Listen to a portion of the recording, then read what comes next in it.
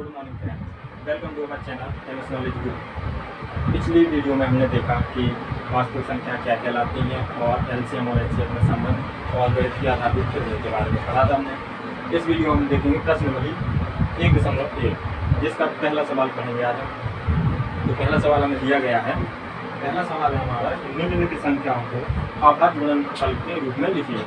तो जो संख्या दी गई है आभाज्य गुणनफल के रूप में व्यक्त करना है। निम्नलिखित संख्याओं को आभाज्य गुणनफल के रूप में व्यक्त कीजिए। तो हमारा पहला सवाल है 104।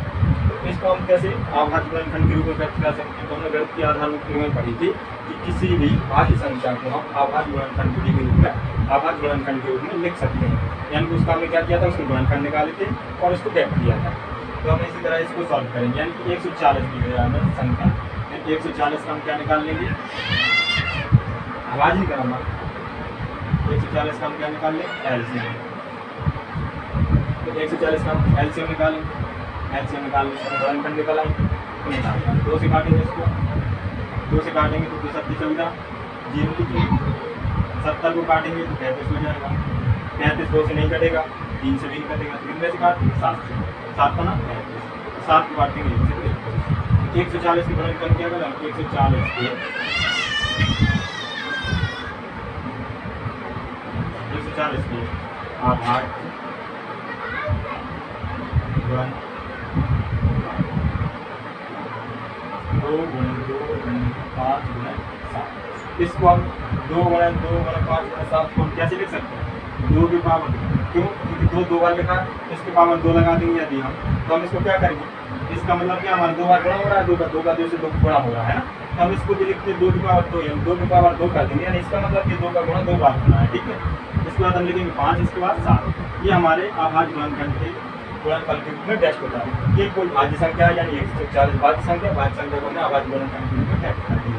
ये हमारी किस तरह से गणितीय आधारभूत प्रमेय की सहायता से। तो अगला सवाल हम पढ़ेंगे। अगला सवाल है हमारा 156। दूसरा सवाल है, इसको भी क्या करना है, भाज्य संख्या को आभाज्य गुणनफल के रूप में व्यक्त करेंगे। तो हम इसको आभाज्य गुणनफल के रूप में व्यक्त करेंगे। क्या करेंगे, इसके लिए हम एलसीएम निकालेंगे। एलसीएम 156 यानी 156 का एलसीएम 2 से काटेंगे, 2 7 14, 2 16, ठीक। फिर 2 से काट सकते हैं, 2 से 6 गुना 18 है ना। तो अभी 39 यानी कितने, 3 से काट सकते हैं हम। 3 एकम 3, 3 दिन का 9। अब हम कितने से काटेंगे, 13 से, तो आ जाएगा 1। तो इसके आभाज्य गुणनफल एलसीएम निकाला, इससे हम आभाज्य गुणनफल लिख देंगे। क्या लिखेंगे, 156 के आभाज्य गुणनफल क्या हो जाए, 2 गुणन 2 गुणन 3 गुणन 13। ये निकला हमारा। इसको हम कैसे लिख सकते हैं, 2 की पावर 2 गुणन 3 गुणन 13। तो 156 गुणनफल क्या निकलेंगे, आभाज्य गुणनफल निकलेंगे 2 की पावर 3 गुणन 3 गुणन 13। इसके आभाज्य गुणनफल। अगला सवाल है हमारा 38-25, यानी कि हमारा तीसरा सवाल है 38-25। इसका भी हम क्या करेंगे, एलसीएम निकाल लेंगे। इसका भी हम एलसीएम निकाल लेंगे, यानी 38-25 का एलसीएम निकालेंगे। तो इसे 3 एकम 3, 3 दूनी 6, 3 से काट जाएगा, ठीक। 3 से काट 3 एकम 3 याद है, तो 3 दूनी 6, 2 जाएगी 22 हो गया। 3 7 21, 1 जाएगी 15 हो गया, 3 5 15। अब इसको भी 3 से काट सकते हैं, नीचे को 12, 3 दूनी 6, 3 5 अभी 4 25 हो जाए। इसको भी हम 3 से काट सकते हैं। देखते हैं, 3 एकम 3, 1 जाएगी 12, फिर 3 से नहीं काटेंगे, कितने से काटेंगे, 5 से। 5 8 फिर 40, 2 बचेगा, बचा 25, क्या जाएगा 85। अब इसको हम 5 से काट दें, 17 बना 85 होता है, और 17 से काटने का हमारा ये। और 38-25 का क्या लिखना है, 38-25 के आभाज्य गुणनफल क्या निकले, 3 गुणन 3 गुणन 5 गुणन 5 गुणन 7। ये निकले। हम इसको क्या कर सकते हैं, 3 2 बार है तो 2 की घात लगा दें, 5 2 बार 5 में 2 की घात लगा दें, 17 एक बार। इस तरह से हमारे 38-25 के गुणन लास्ट में निकल क्या नहीं 3 की पावर 2 गुणा 5 की पावर 2 गुणा 17। ये हमारी क्या गिनती हुई 38 का आघात गुणनफल। इसके बाद हमारा चौथा सवाल आएगा 5005। चौथा सवाल 5005। तो इसका भी क्या निकालना है एलसीएम 5005 का एलसीएम।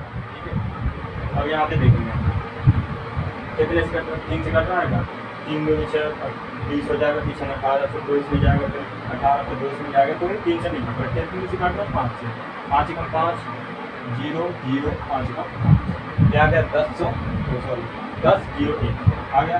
अब इसको कितने से काट सकते हैं 1001 को कितने से काट सकते हैं 7 से काट सकते हैं, क्योंकि 3 से कटेगा 5 से कटेगा तो 5 में 10 0 बचा 0 1 बचा, तो 5 से कटेगा नहीं, 5 का 6 उसका 7 से काट करेगा 7 से कट जाएगा, 7 एकम 7 3 बचेगी 30 हो जाएगा, है ना। तो 7 चूँकि 28 तो यहाँ पे 2 बचेगी, एक इसमें यानी 21 7 3 21, ये हमारा कितना आ गया 143 आ गया। इसके बाद हम कितने से काटते हैं तो हम इसको 7 से नहीं कटेगा, फिर 8 9 11 से काटते हैं, 11 कम 11 एक से 11 जाएंगे 3 बचे यानी 33 हो जाएगा, 11 33 कितना आ गया 13 से काट दें हम यानी 13 कम 13। तो इसके हम क्या निकाला 5005 के आघात गुणनफल निकाला ना, 5005 के आघात गुणनफल। तो क्या 5 में 7 में 11 में 13 इसके आवाज गुणनफल क्या निकले 5 में 7 में 11 में 13 इसके आवाज गुणन यही रहेंगे, क्योंकि इसमें कोई डबल आया नहीं है तो एक सिंगल ही निकलेगा।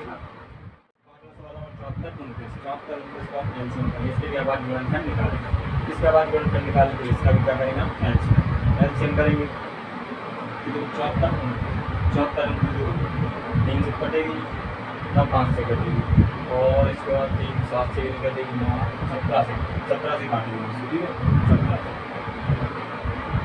तो 17 से 68 74 से जाएगा 4 बचेगा यानी हो जाएगा 6 बचेगा हो जाएगा 65 17 के बाद 17 से 17 3 क्या 3 क्या यहाँ बचेगा 11 घटाएंगे 11 17 119 क्या है 437। अब 437 को काटेंगे तो 437 को काटते हैं हम 17 से नहीं काटेगा 19 से काटेंगे 19 दुनिया 43 में से 38 जाएगी तो बचेगा 5 7 19 30 तो हो जाएगा 23। अब हम काट देंगे 30 तो आ जाएगा 1 तो इसका मान क्या निकलिए 74 29 के आघात गुणनफल 17 में 19 में 19। इसी के साथ हमारा सवाल नंबर 5 पहले का सवाल नंबर 5 खत्म होता है। इसी के साथ सवाल नंबर प्रश्न वाली 1.1 के सवाल हमारे पहला कंप्लीट होता है। इसके बाद अब आगे देखेंगे सवाल नंबर 2।